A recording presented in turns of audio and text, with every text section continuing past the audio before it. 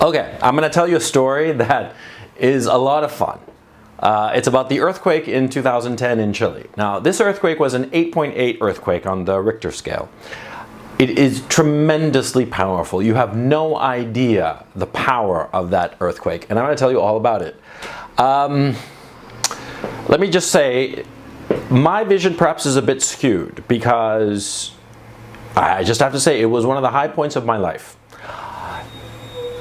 I came face to face, as it were, with nature's power. This was a trivial thing in terms of geology, right? But this earthquake, as I experienced it, was without question the most frightening thing that ever happened to me on a physical level. It was also one of the most exhilarating things that ever happened to me. There's nothing in my life that can quite compare to it.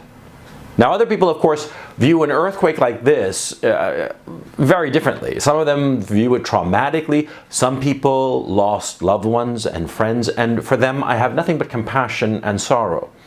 And I mean no disrespect towards those people. I mean no disrespect towards the recent victims of the Mexico earthquake. I'm only speaking about my subjective experience, what I saw, how it was. And what I felt, because like I said, it was one of the best things that ever happened to me. And let me explain what happened.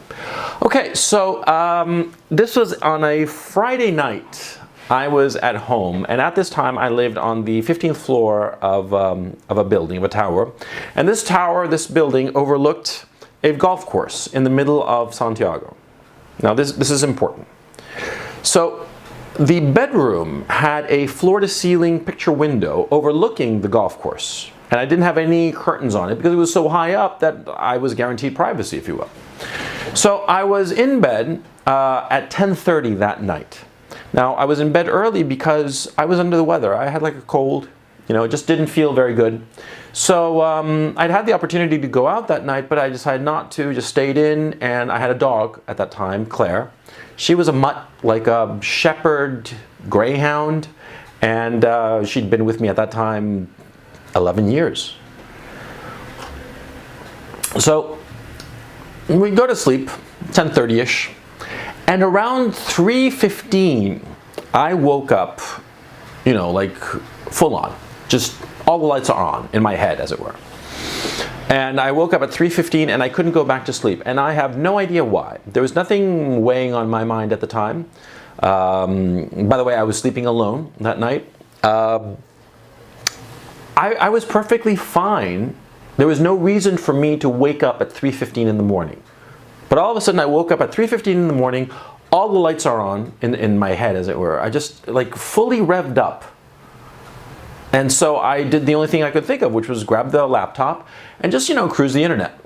And I'm cruising the internet for a few minutes. The dog is sleeping, snoring, as a matter of fact. And this thing that they say that dogs sense an earthquake? Well, it's not true, because Claire was just sleeping, belly up, just sleeping, happy as could be, when the earthquake hit at, I believe it was 3:37 a.m. Now, let me tell you how it was. The very first thing that happened was that all the lights went out. All the lights went out. The router went out. Everything went out except my laptop. The laptop was the only source of illumination, and what started coming in through the big picture window. Okay, just to set the scene. So the lights all snapped off just as the earth started shaking just a little bit. And it was shaking for the longest time. It was shaking and shaking more or less at the speed that my hands are going. Just shaking and shaking, and then it just started getting more and more. And the vibrations were no longer just short little things, they were longer. And I tried to get out of bed, tried to stand up, but the building was whipping around in it felt like a circular motion. Not up and down, because I was in Chile for the 85 earthquake, which was actually two earthquakes, one after the other. There was a 7.7, and then 3 minutes later, a 7.5, I believe, or the other way around, I forget. But that was back in 85, and I'd been at my girlfriend's when that earthquake hit. and it hit like in the middle of a Sunday afternoon, right? And that one, you know, it had been like up and down, or at least I'd felt it up and down. But this one, no. But it might have been because I was in the building, because the building was whipping around. And it was whipping around so hard that I couldn't stay on my feet. I kept falling down onto the bed. The dog had woken up and was, you know, crying sort of, but I could barely hear her because I could hear the whole clatter of everything in the apartment just clanging and crashing. I could hear the bookshelves falling. I could hear everything in the kitchen shattering. You know, and it just everything was in motion. I had this big old TV that was on wheels, right? And it was like moving around. And then I could feel the bed was moving around, even though the bed didn't have wheels, right? And the whole building is moving. And I was thinking to myself very clearly at that moment that there was absolutely nothing for me to do. A strange kind of fatalism befell me. I felt to myself that there was nothing I could do, and if I died, if the building collapsed, there was absolutely nothing I could do. There was no place where I could run. And so and consciously, I decided that the only thing I could do was to pay attention to this experience, to just pay attention to it. There was no thought in my head of any possibility of escape. I felt completely, and I think that this is why it has had such a tremendous impact. It was one of the few moments in my life when I felt a sense of complete and utter surrender, of a sense that there was absolutely nothing that I could do. Being smart would not alter my fate. There was nothing for me to do except experience the moment. In a weird way, it is one of the few times in my life when I have been completely in the moment. Because there was absolutely nothing I could do. There was no way that I could get down 15 flights of stairs and get out of the building if it were to collapse. There was nothing. I couldn't even move out of the room I was in because it was whipping around so hard. I'm telling you that it was whipping around like a good 5-7 feet from side to side. There was simply no, I was literally I was bouncing, you know, on the bed, you know, bouncing down and up. It was just absurd. And here was the dramatic thing. I looked out the picture window, right? And I could feel the building going backwards and forwards, right? And side to side, like this kind of motion. And I was looking out the picture window, right? And I could see the buildings because you see there was the golf course, and on the other side of the golf course there was another large avenue, and there were buildings that of course had been built there that were facing the golf course, because the golf course had been installed way back when that area of the city was just, you know, countryside, right? Just cows and stuff, right? And then over the decades the city had grown until it had finally surrounded the golf course, and so all these high-rise buildings were facing the golf course. Right? And I could see on the other side, okay, I could see the avenue on the other side and the buildings. Now it was all dark except for the lightning strikes. And that's what I call them. This was white lightning, because you see on the other side of the avenue, I could see the you know, those transformers that convert direct current to alternating current, or alternating current to direct. I always forget.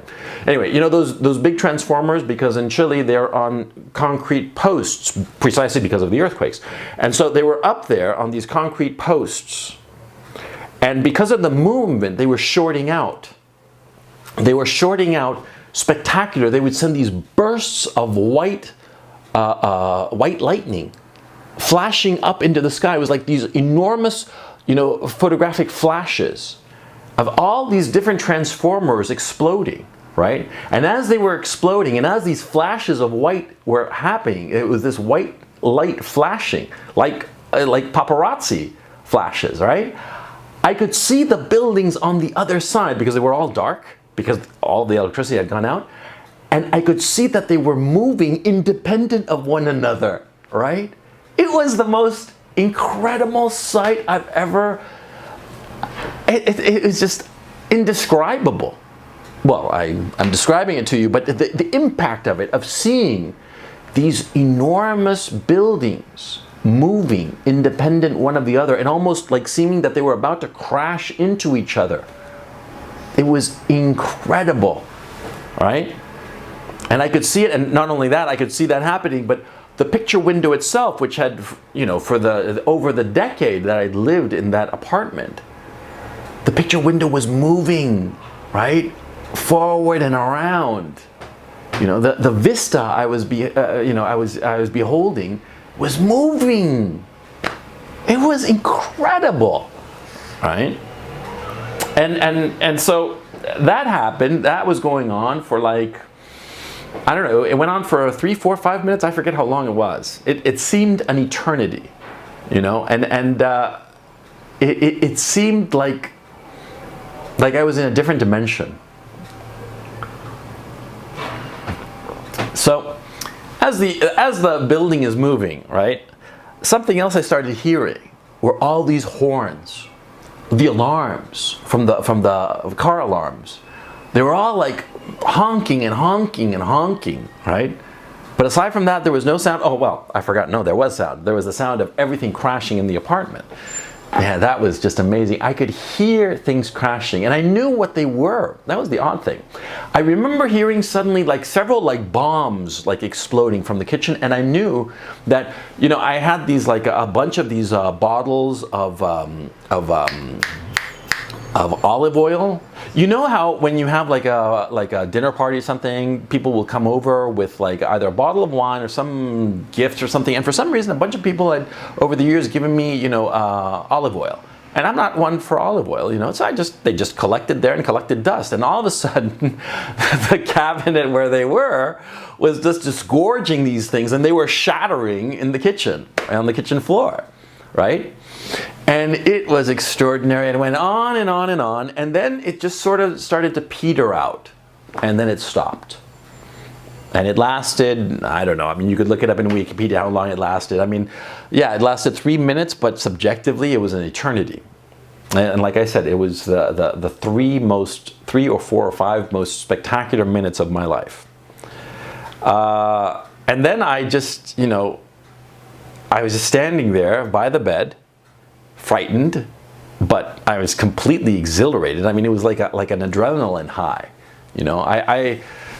I'm saying I was frightened, but I wasn't actually frightened. I was just excited. It was like a roller coaster. And I think that is what saved me insofar as having a very positive experience. I surrendered completely the notion that I might live or die. I truly did. I feel it, that was a one moment in my life when I just decided, if I die or live, it's nothing that I can do about it, so just enjoy the moment, live the moment, experience the moment. And I suspect, and somebody wiser than I or somebody who actually knows about psychology might be able to explain this, but I suspect that a lot of people who suffer from post-traumatic stress disorder and such maladies, I think it's because they cling to life. I think it's they're clinging to life in the midst of a traumatic and terrifying event over which they have no control over, where their survival is mere chance.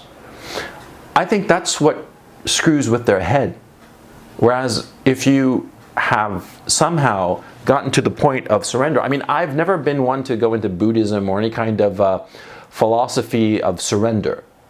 But at that moment, I felt myself surrendering. For the first and quite likely the only time in my life, I just surrendered my fate.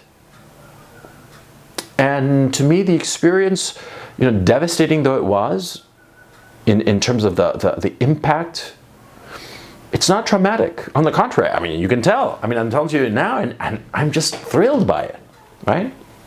So anyway, after the earthquake, I got my flashlight. I had a flashlight in my bedroom, and I started exploring the apartment, right? I do recall that it wasn't a full moon, but it was like there was moonlight coming into the living room, I remember. And all of the furniture had been moved around, like somebody had come around and just randomly shoved things aside. There were these big windows in the living room that opened up onto this terrace, and they were big suckers. They had 3 big panes of glass, floor to ceiling, right? And they were roughly, I think they were like 3 meters by 3 meters, something like that. And I must have forgotten to lock them because they'd moved around. I mean, the window was open, right? It was just amazing. All of the furniture was spread out all over the place. Oh yeah, one of the dining room chairs had fallen over. I mean, think of that. A dining room chair had fallen over. How extraordinary, right? So that had fallen over, and I got into the kitchen, and it was a complete disaster. And I remember I was like looking for my cell phone because I'd left my cell phone in the kitchen. And so I'm, with my flashlight, I'm looking for the cell phone, and all of a sudden it starts to ring. It was actually my mother was calling me to find out if it was okay. And I'm looking desperately for it, and I can't find it. Because there's a big mess. There's glass all over the place. And I think I was in sandals or shoes or something. I wasn't worried about the glass. And there was like olive oil all over the place. It was a big mess, right? The kitchen. And I'm looking around, and I spotted something that I'll never forget. One of the weirdest things. There was a box of salt standing on the kitchen counter, which was weird because that box of salt had been upstairs up in a cupboard, right?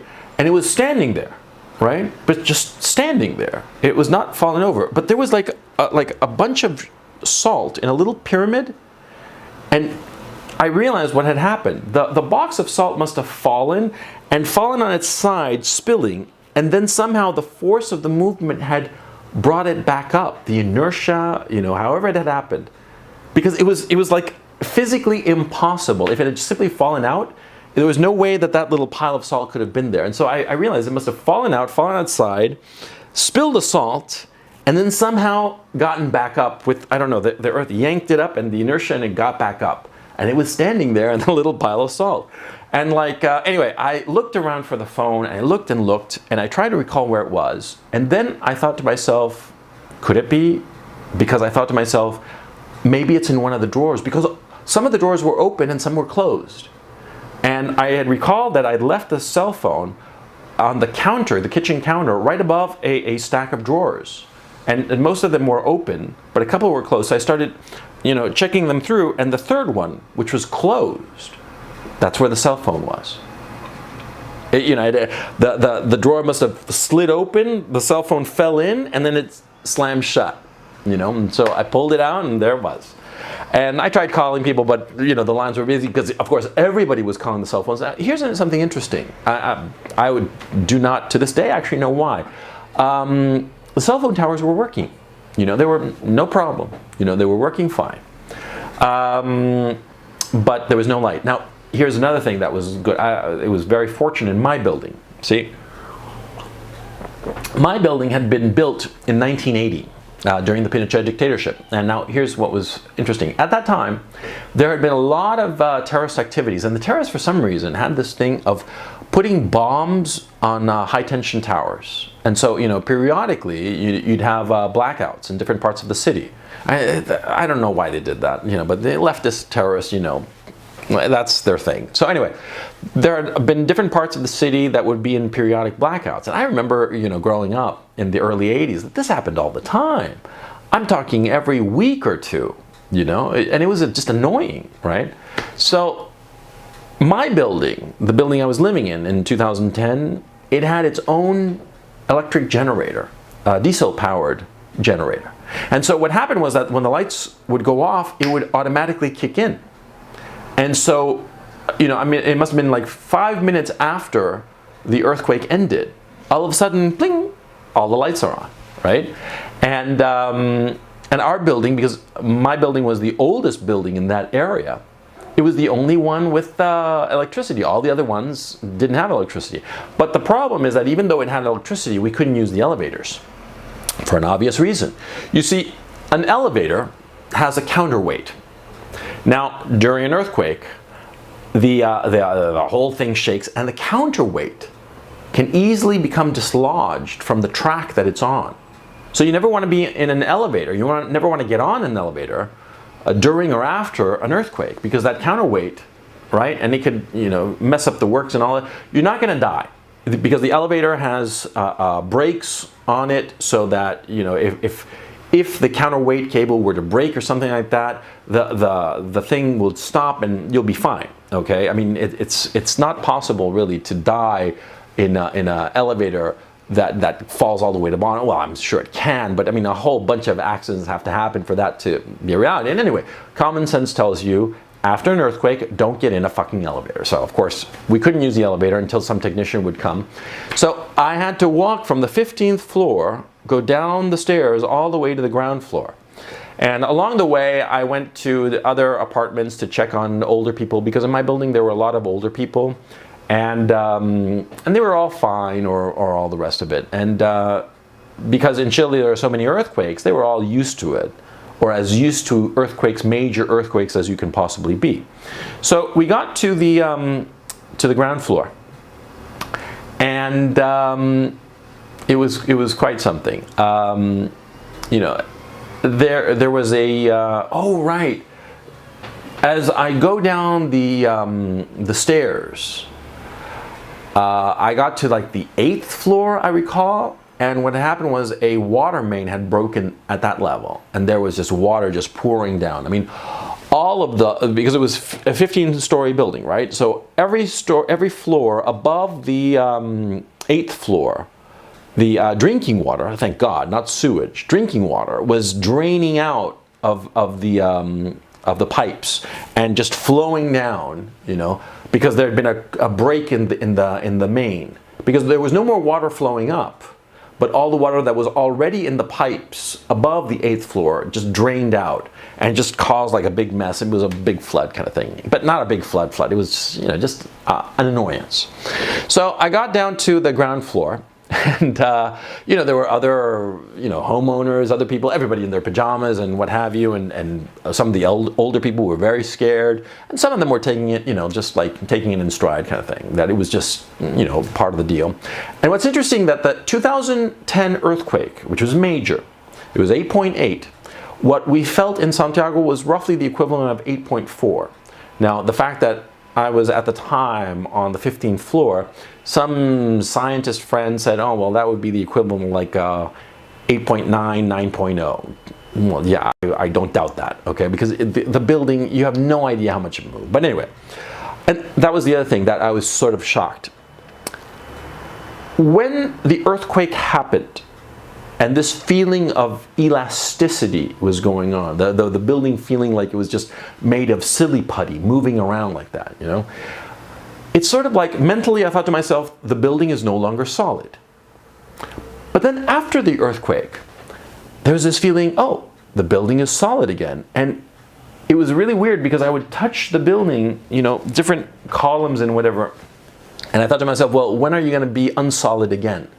It was weird. You know, it was just a bizarre feeling. That feeling that for a brief moment, everything concrete, hard, made of rebar and all the rest of it, so solid, so dependable, all of a sudden had gone elastic like it had. It was just incredible. Anyway, one of the things that everybody noticed was that it was, you know, the middle of the night. It was 3:45 in the morning by this time. By the time I got down, it was like 3:45, 10 to 4, something like that.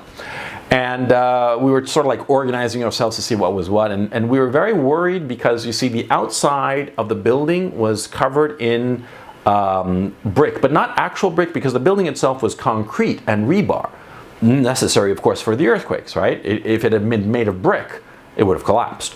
But it was sheathed, not in brick, but like a brick veneer. And we were worried that sheets of brick veneer might have fallen off. And that was one of the things I was concerned about with a lot of the buildings in the downtown area in Santiago, was that not a lot of these buildings were, you know, basically encased in glass. And I'd always thought that if the earthquake came, all those sheets of glass would fall and act as guillotines, potentially killing all the people below, right? But anyway, that actually didn't happen, which I was very surprised. I mean, they obviously knew what they were doing. Now, insofar as my building is concerned, some parts of that brick sheathing, that brick veneer, had fallen off. But in general, the building was in okay shape. And eventually some structural engineers would come and check it out and say it was A-okay. There were some interior walls in my apartment that were broken and had to be repaired, and a lot of other damage going on, but what have you. But all in all, the building was in pretty good shape. Now, when you go to Wikipedia, there's a picture of a building that collapsed. Like a building that collapsed in Concepcion, which is closer to where the earthquake happened, the epicenter of the earthquake. And what's interesting about that building, okay, is that, see, that building didn't pancake. Because you see, a lot of what happened in Mexico, of all those people dying, what have you, is that, see, you have two floors, okay? Now, these two floors, they have columns holding them up. There's one floor and there's another floor. And this is concrete and this is concrete. And there are concrete pillars holding them up. Now, because of the force of the earthquake, they go like this, and the torque breaks those columns holding it up. And so as they break and they shear off, the floor collapses on the one below, and the collapse and the force of that pushes them all down, and they pancake, right? That happened a lot in Mexico, okay? It happened a lot in that Mexico earthquake that just happened. It happened a lot in the 85 earthquake in Mexico that happened shortly after the 85 earthquake that happened in Chile. And anyway, the thing is, that didn't happen in Chile because we know better. We have earthquakes every 25 years. There have been an earthquake in 2010, in 1985, in 1960, and I believe a major one in 1938. So think about it. The last three earthquakes, 60, 85, and 2010, happened exactly 25 years apart. Almost to the day, by the way. It's kind of extraordinary. Anyway, that building that I mentioned in Concepcion, that appears in the picture of Wikipedia, well, that one didn't pancake. It toppled over. Because what happened was that the earth underneath the building shifted. Now, in such a situation, the building it's impossible for the building to not fall over. There's no way that you can, first of all, anticipate that or prevent it. Okay? And so, it was just, it just happened, and it couldn't be avoided, and so it fell over. But what's interesting is that most of the people in that building survived. See, because if a building pancakes, forget it. You're going to be crushed. There's no way to survive that. It's over, okay? But if a building topples over and you're inside a relatively small bedroom, you're going to be tossed around. You're probably going to break some bones, but you'll live, or more likely than not, you will live. Most of the people in that building that toppled over, they survived. Most, not all. I do believe some died, and that's a terrible thing. Now, about 500 people died from that earthquake. And the people who died, or 540 people died, and most of them died from the tsunami. Because see, this was the middle of the night, right? 3:30, 3:45 in the morning. And there were some people living in houses along the coast, and they didn't evacuate. Now, one of the things about Chile is that, see, because it is a continental shelf crashing into the Pacific, the coastline of Chile is extremely steep, okay? And so it is easy for people who are near the beach to quickly climb to higher ground, okay? But those people either did not know that they were in danger or what have you, but what happened was that a few minutes after the earthquake, I think about 15 minutes, half an hour after, I mean, you'd have to look it up in Wikipedia, the tsunami came and washed them away. And most of those 540 people who died, most of them died in the tsunami. Now, a tsunami, you think it's like a giant wave, you know, like a giant wave, like, you know, those beautiful waves in Hawaii, you know, that they break on the top. No, no, no. A tsunami is simply just like water just starts coming in. Look at video from the Phuket earthquake in 2004, was it, or 2005, the Christmas Day one? The water just starts coming in. It's just a lot of water with a lot of debris. Okay, now the debris is what kills you.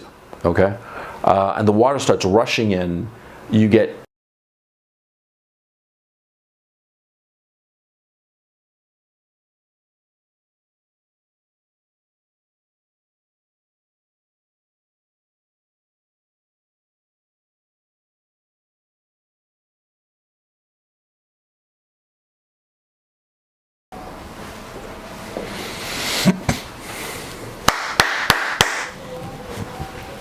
now, The damage that the earthquake inflicted in Chile was substantial, but it was recoverable. And in point of fact, there was a bump in the economy because of the problem. Now, a big problem that happened, though, was that after the earthquake, a lot of people took the opportunity to start looting. Okay, now this happens in every natural disaster in every country on earth. Okay, and the president at the time, Michelle Bachelet, she was literally supposed to hand over power like a week later. Okay, now she refused to send the military out onto the streets to prevent looting, and this was a mistake. Her government actually created a lot of self-inflicted problems because, you see, after an earthquake, after a major disaster, people panic. At the same time, bad people use it as an opportunity to do bad things, mostly steal. Also, people tend to panic because they think, well, maybe an earthquake is going to happen. And so the rules of civil society after a major natural disaster sort of get pulled apart. And you need somebody to reestablish authority quickly after a natural disaster. Now, traditionally in Chile, what happened was that the second there was an earthquake, the military would go out on the streets and just, stop everything, okay? Because a lot of people take the opportunity to loot and steal and just, be criminals. Out of malice or out of panic, it doesn't really matter. The effects are the same. Now, Bachelet didn't want to do this because of some stupid ideological reasons. She was a socialist and she was an idiot. And she decided not to, and for 2 days, criminals were basically running riot. And finally, it was basically the entire parliament said, you have to put troops now, okay? Because what was happening was that a lot of people in their panic, in the growing panic, they started assaulting trucks, hijacking trucks that were bringing in water and food supplies to different regions of the country that needed them. Do keep in mind, Chile is a long, thin country. Some of the country was, some of the roads and railways and what have you were cut off. Okay, so they were only accessible via airplane, and that created problems because a lot of runways had to be checked to make sure that they hadn't been damaged by the earthquake. In point of fact, the main airport in Santiago was closed for several days while they did a lot of checking to make sure that the runway was okay, and also to clean it. Because what happens in an earthquake is that a lot of dirt and debris gets tossed up into the air. And the city was like smoggy for like a good day and a half, 2 days, I guess. I can't recall offhand, to tell you the truth. But I remember the city being smoggy in the subsequent days. It was dirt. It was dirt that had been tossed up by the earthquake. So anyway, I've gone on now for half an hour. So I think I'm going to end it here. But basically that was a story. It was quite something. There's no real lesson to be learned from this particular story time, I suppose, other than earthquakes are cool. I know that just sounds incredibly juvenile and stupid, but it's the truth. I mean, I can't say that I felt that I was near death. Okay, as I said before, I did not feel that I was close to death, but there was a sense of surrender. And it was a powerful emotion. It was a powerful moment in my life.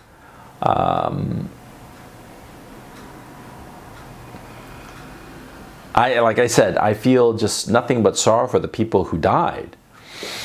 But on a personal level, there's nothing more invigorating than living through something that could very well easily have killed you. And that's the feeling I have now. I could have easily died in that situation. Something could have fallen on my head, not like the building collapsing or anything like that, but just, the feeling is indescribable. And I feel lucky to have experienced that moment.